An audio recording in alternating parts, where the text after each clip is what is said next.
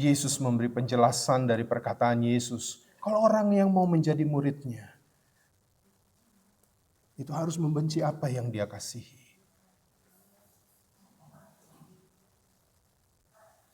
Dan penjelasan Yesus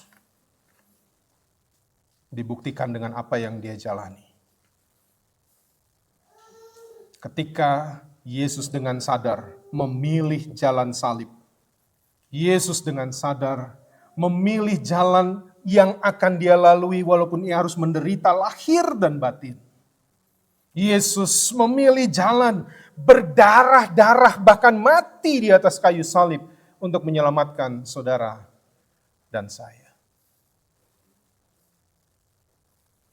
Bahkan Allah Bapa mengorbankan putra tunggalnya untuk kita, yaitu Yesus Kristus, yang mempersembahkan tubuh dan darahnya untuk menebus dan menyucikan kita. Makanya kita nanti akan duduk bersama menikmati roti dan anggur ini.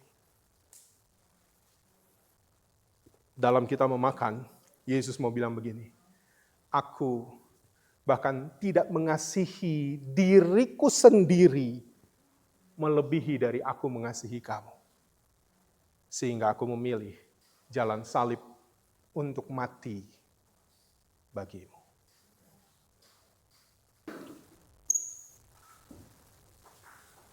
Diajak berdiri.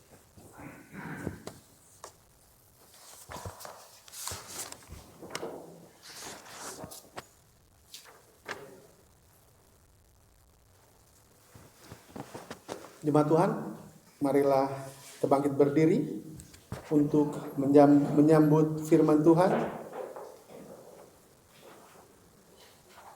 Pembacaan Alkitab diambil dari Injil Lukas 14 ayat 25 sampai ayatnya yang ke-33.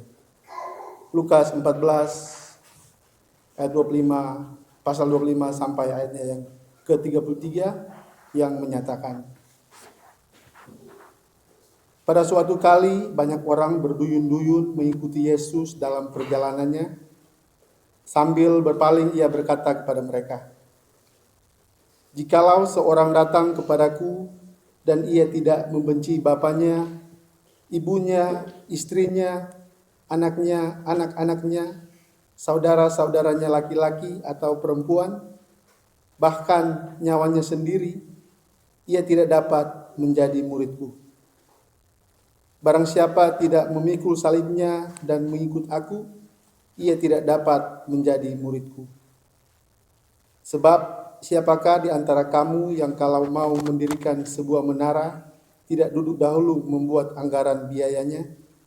Kalau cukup uangnya untuk menyelesaikan pekerjaan itu, supaya jikalau ia sudah meletakkan dasarnya dan tidak dapat menyelesaikannya, jangan-jangan semua orang yang melihatnya mengejek dia sambil berkata, orang itu mulai mendirikan tetapi ia tidak sanggup menyelesaikannya. Atau raja manakah yang kalau mau pergi berperang melawan raja lain tidak duduk dahulu untuk mempertimbangkan apakah dengan 10.000 orang ia sanggup menghadapi lawan yang mendatanginya dengan 20.000 orang? Jikalau tidak, ia akan mengirim utusan selama musuh itu masih jauh untuk menanyakan syarat-syarat perdamaian.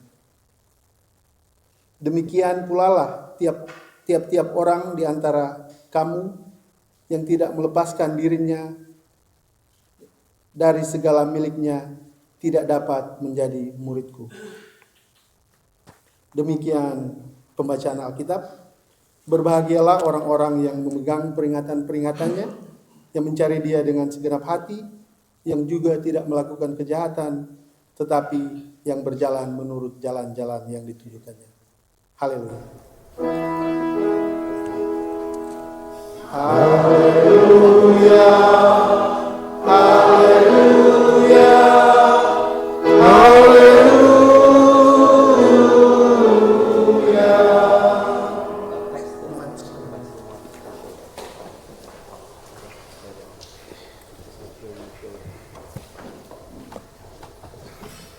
Saudara-saudara yang dikasihi Tuhan, Shalom.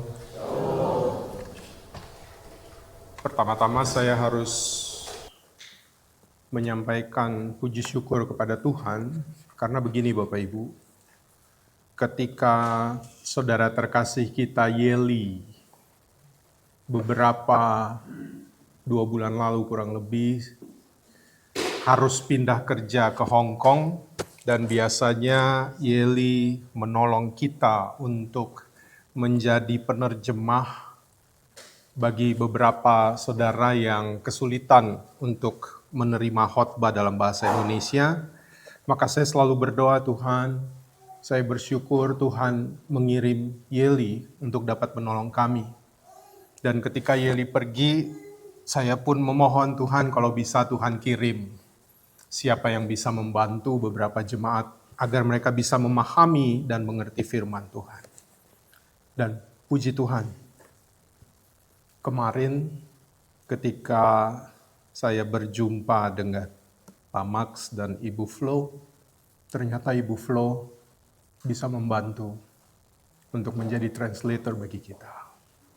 Dan tadi saya bertanya di mobil karena saya menjemput, Ibu Flo, bersediakah Ibu Flo untuk membantu?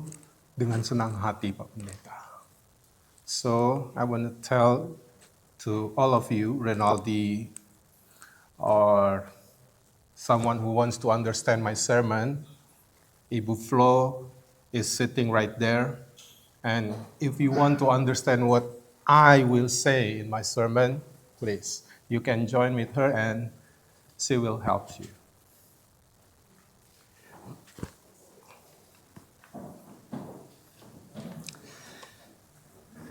Terima kasih Ibu Flo.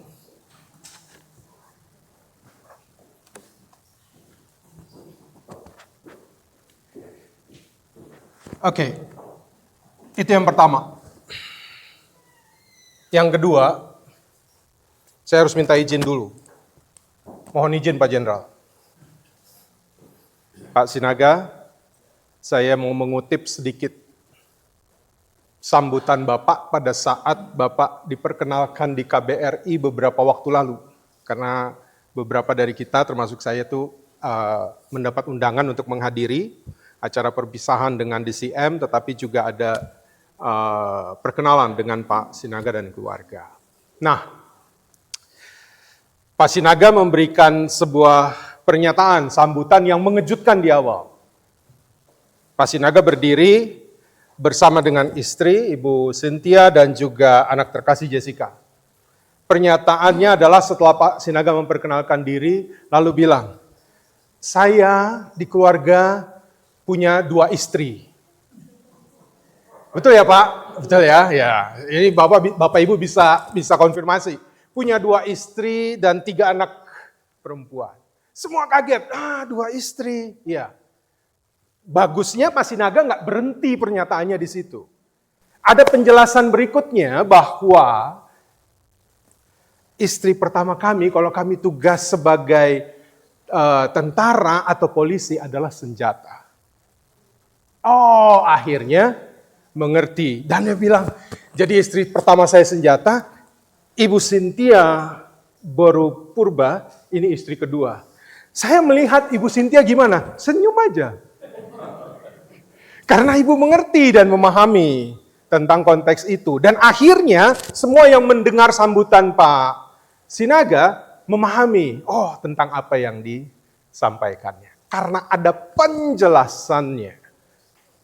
Nah Bapak Ibu, pada hari ini saya berpikir keras bagaimana mau menjelaskan kepada Bapak Ibu Saudara tentang apa yang menjadi perkataan Yesus di dalam bacaan kita, karena perkataan Yesus ini sungguh amat keras. Tidak mudah dimengerti dengan bahasa yang sudah Yesus sampaikan, that's it. Yesus nggak memberi penjelasan tentang apa makna dari satu kata yang bagi kita, masa Yesus ngajar begini? Tolong, nah kita lihat di sini ya, pelan-pelan. Pada satu kali banyak orang berduyun-duyun mengikuti Yesus. Ini konteksnya. Ya. Sambil berpaling, itu berarti berpaling begini. Tuhan Yesus lagi jalan, sambil berpaling, begitu dia lihat, terlalu banyak orang yang sedang mengikuti dia, dan dia berkata langsung kepada mereka yang mengikutinya. Lihat perkataan ini, ayat berikut. Jikalau seorang datang kepadaku, kata Yesus, dan ia tidak membenci bapaknya, ibunya, istrinya, anak-anaknya, saudaranya laki-laki atau perempuan, bahkan nyawanya sendiri. Apa yang Yesus bilang? Ia tidak dapat menjadi muridku. Kalau tujuan Tuhan Yesus tentang kuantitas, Yesus nggak akan katakan ini. Kalau tujuan Tuhan Yesus mau membentuk mega church, pengikut yang sangat banyak, dia nggak akan kasih pertanyaan ini untuk orang yang ikut dia.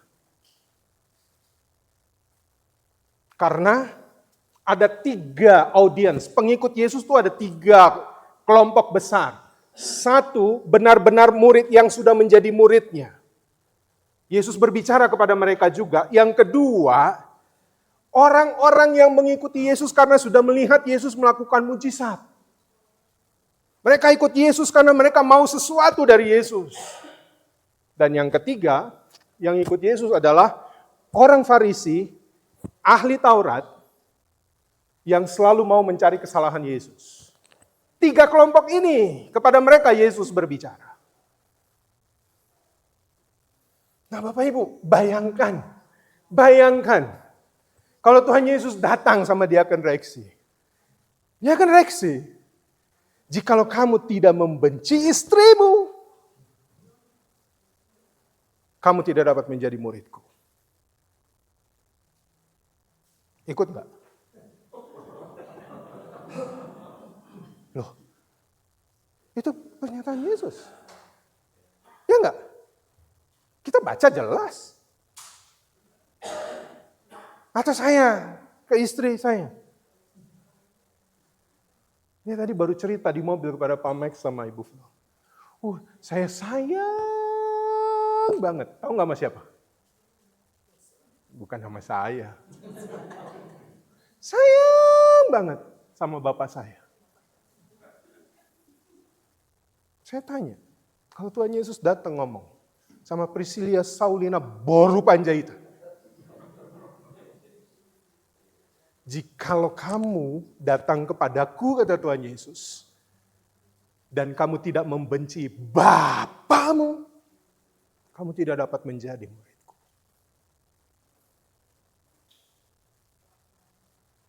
Ikut Yesus apa ikut Bapa?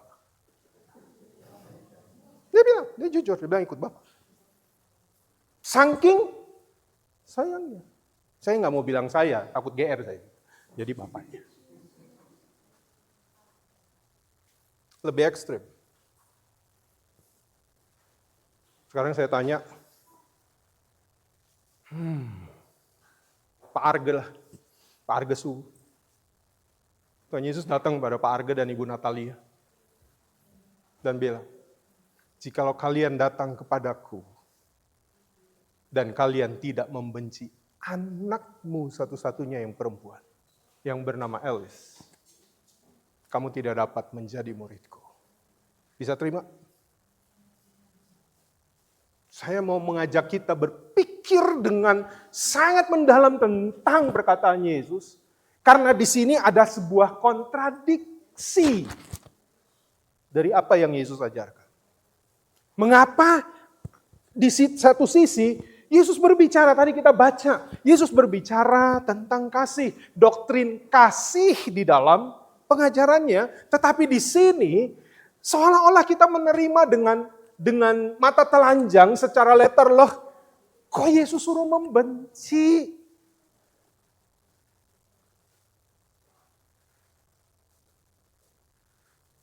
Ngeri saudara-saudara.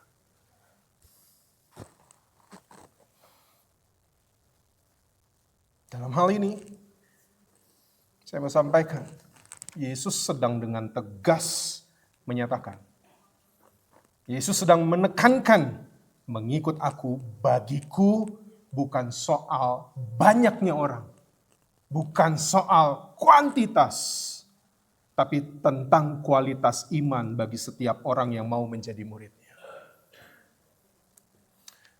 Mengikut Yesus bukanlah jalan mudah. Ada kalanya iman kita berbenturan dengan keluarga. Ada kalanya berbenturan dengan tradisi. Ada kalanya berbenturan dengan keinginan diri sendiri. Bahkan makanya Yesus bilang nyawanya sendiri itu paling akhir. Menjadi murid sejati harus siap kehilangan demi Kristus. Bahkan nyawanya sekalipun. Saya bukan mau mengajak kita di sini, pergi ke tempat satu daerah yang ekstrim, sangat membenci pengikut Yesus, lalu kita tulis besar-besar di dada kita, all for Jesus, dan kita buka di depan mereka. No. Bukan begitu. Bukan itu yang Yesus mau. Tetapi pernyataan Yesus ini adalah koreksi terhadap motivasi yang salah dari orang banyak yang mengikuti Yesus. Yesus tidak menolak mereka.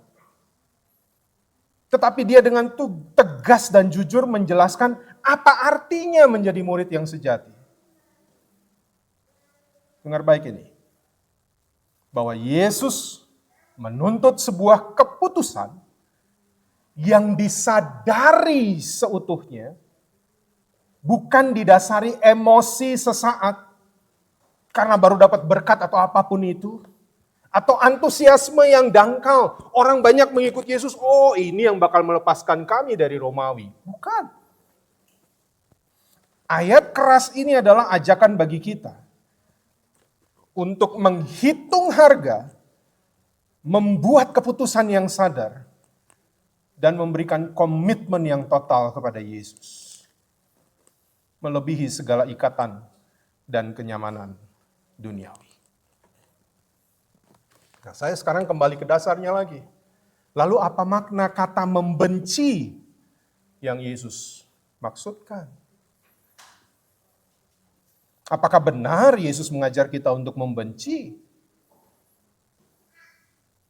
Karena kalau iya, ajaran Yesus bertolak belakang, di satu sisi begini, di sisi lain begitu.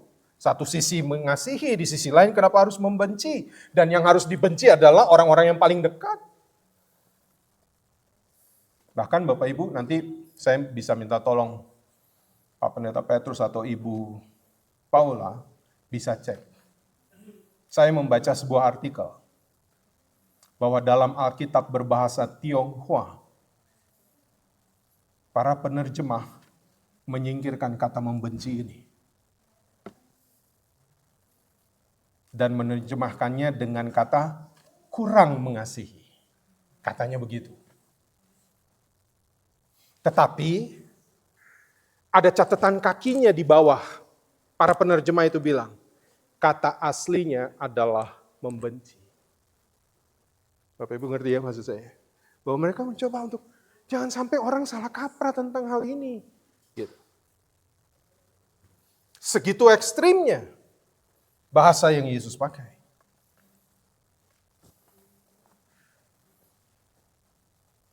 Oleh karena itu apa yang sedang ingin disampaikan Yesus? Apakah kita harus memenuhi diri dengan kebencian supaya menjadi orang Kristen yang baik?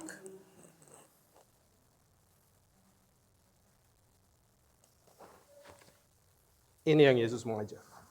Saya minta tolong Joshua, ada satu kalimat yang tadi saya minta di highlight. Tolong ditampilkan. Bapak Ibu baca baik-baik ini. Ini yang Yesus maksud. Kita semua pasti mengasihi istri, mengasihi suami.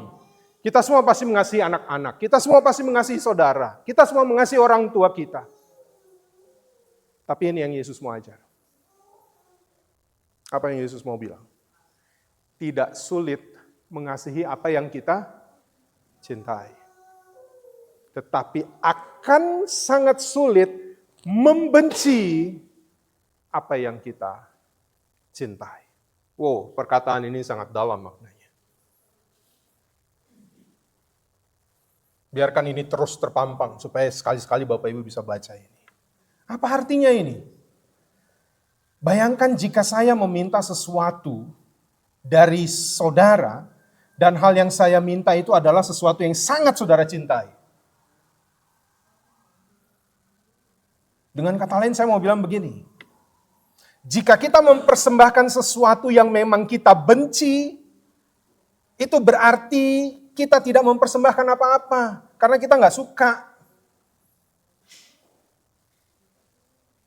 Hanya jika kita mempersembahkan apa yang kita kasihi, barulah muncul apa yang disebut namanya pengorbanan. Itulah mengapa dalam bacaan kita tadi, kalau Bapak Ibu perhatikan ayat 28 dan 31, sedikit Yesus bilang, gak ada orang mau bangun menara, dengar baik, gak duduk menghitung apa yang dia mau bangun. Saudara harus duduk menghitung tentang mengikut Yesus. Ini sesuatu yang sangat-sangat radikal.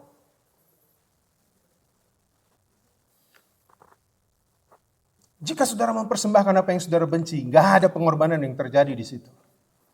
Tapi pengorbanan itu baru terasa jika saudara mengorbankan apa yang saudara kasihi.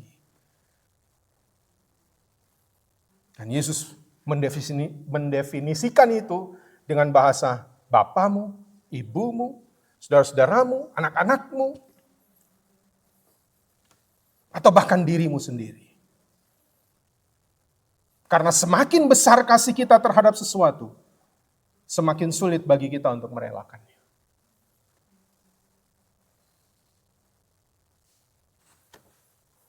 Saudara pernah menjumpai ketika ada seorang yang berduka, orang yang paling dicintainya dipanggil Tuhan, dan dia bertanya kepada Tuhan, "Kenapa Tuhan?" Seolah-olah orang yang dicintainya adalah miliknya. Padahal dia adalah milik Tuhan. Dan dia kembali kepada Tuhan. Kita bisa berjumpa dengan yang seperti itu. Maka rahasia untuk memahami dengan benar makna Lukas 14 ayat 26 tadi, yang Yesus bilang membenci bapa, membenci ibu, kata membenci itu harus dipahami dengan baik.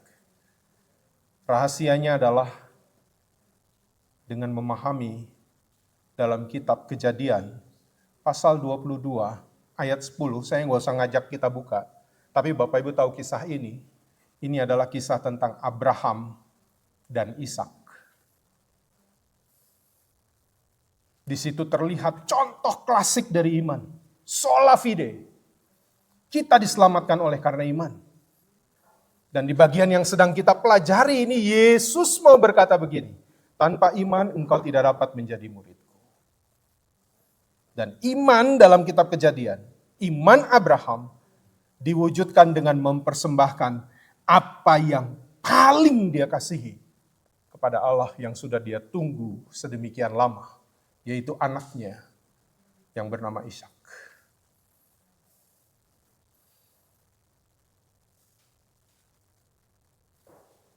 Sama seperti Abraham, diminta untuk mempersembahkan Ishak kepada Allah dengan cara membunuh anak yang sangat dikasihinya. Ia harus membenci apa yang ia sangat kasihi. Jadi tidak ada orang yang dapat menjadi murid Yesus jika ia tidak dengan komitmen yang total membenci apa yang dikasihinya. Dan inilah yang namanya penyembahan. Itulah penyembahan Abraham kepada Allah. Ketika Allah bilang bahwa anakmu ini yang akan punya keturunan banyak, janji dari Tuhan. 3 hari Abraham terngiang-ngiang dengan perkataan Allah, persembahkanlah anak ini. 3 hari dia bergumul dengan perkataan Allah, tetapi dia tetap berjalan. Tidak ada satu orang pun yang tahu selain Dia dan Tuhan. Sarah pun tidak tahu.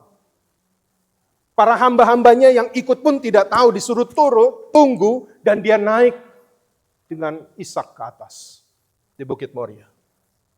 Gak ada yang tahu. Tapi ini tentang komitmennya bersama dengan Tuhan. Dia berjalan, walaupun dengan air mata, dia mau bilang Tuhan tahu bahwa inilah, anak itu dibilangnya apa kalau bahasa Indonesia?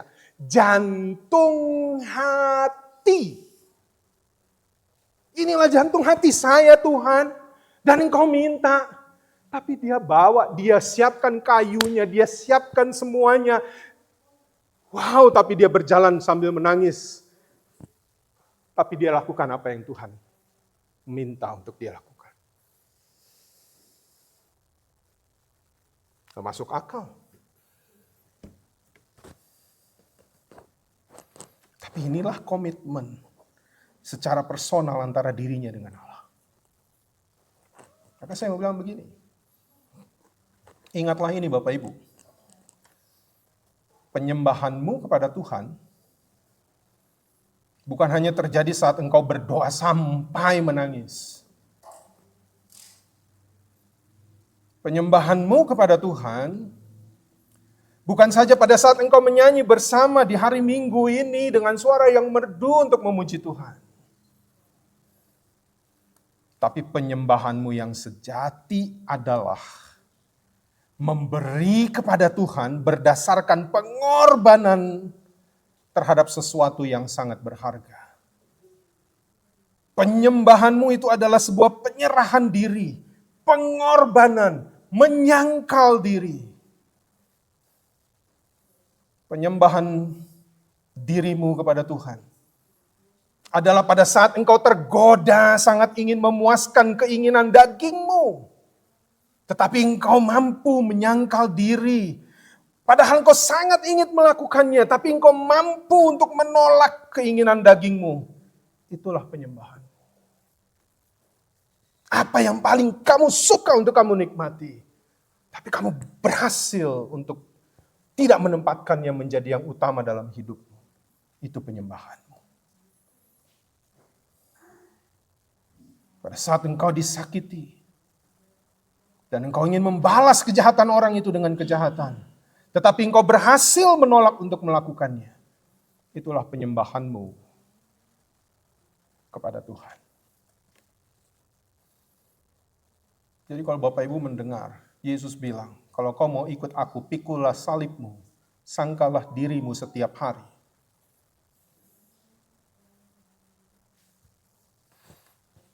Itu sesuatu yang dalam maknanya. Nah, kalau di awal tadi saya mengambil contoh perkataan Pak Sinaga, itu bisa dipahami karena ada penjelasannya tentang dua istri. Maka sekarang saya mau bilang begini bagi kita. Ketika Yesus mengatakan engkau harus membenci, dan Yesus tidak memberikan penjelasan secara rinci tentang hal itu, karena penjelasan itu dinyatakan Yesus tidak dengan kata-kata. Tidak dengan kata-kata, tapi melalui tindakan. Mengapa? Karena konteks yang tadi kita baca dalam Lukas 14 ayat 25 sampai 33, itu adalah dalam bagian ketika Yesus berjalan menuju Yerusalem untuk berjumpa dengan peristiwa penyaliban. Yesus sedang mengajar melalui tindakannya.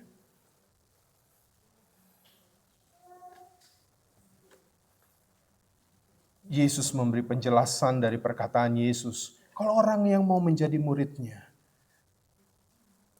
itu harus membenci apa yang dia kasihi.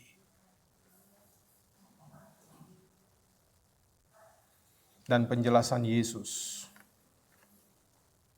dibuktikan dengan apa yang dia jalani.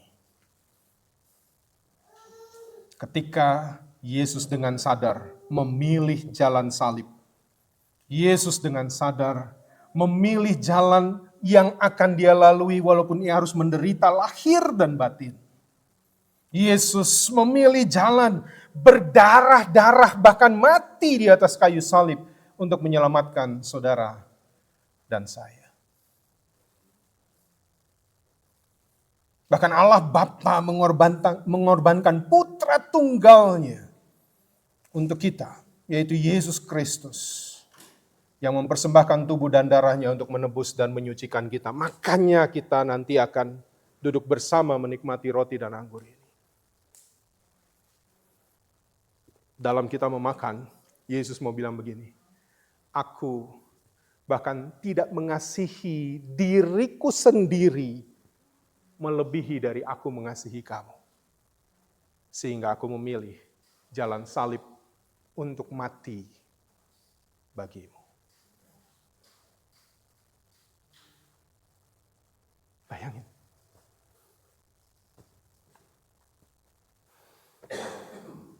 Itulah bukti komitmen Allah untuk mengasihi kita. Maka bagaimana dengan komitmen kita? Apakah kasih kita kepada Kristus benar-benar yang utama? Di saat harus memilih antara kesetiaan kepada Kristus atau kenyamanan pribadi, siapkah kita untuk tetap berpihak kepada Kristus? Maka untuk merenungkan hal ini, menjawab pertanyaan yang saya sampaikan di akhir khotbah saya ini, saya mengajak kita menyanyi satu lagu yang sangat klasik dan sangat kita kenal, yang menunjukkan komitmen kita. Maukah engkau menjadi muridku yang sejati ketika Yesus bertanya itu? Maka inilah yang kita jawab. Mari kita nyanyi bersama.